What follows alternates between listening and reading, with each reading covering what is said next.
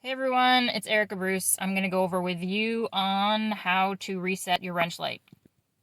Because sometimes you go to the oil and get a change before it's time. So you want to park on a level surface. And when you do that, you want to take your e-brake off, put your car in accessory mode, which means just pressing the button once. Put both your feet, one on the brake and one on the gas, and hold for a good 30 seconds. You can see the wrench light went off. You have to keep holding. So we'll wait till 40 seconds into the video.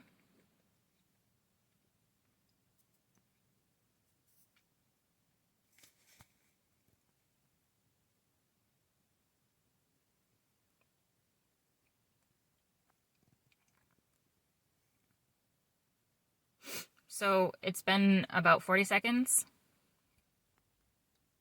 I'm going to turn off the car, and then I'm going to start it again, with my foot on the brake and the clutch like normal.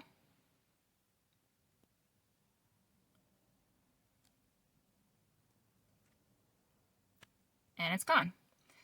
Just remember, if you are parking your car for the evening or the end of the day, you will want to engage your e-brake now and put it in gear. Thanks and have a great day. Talk to y'all soon.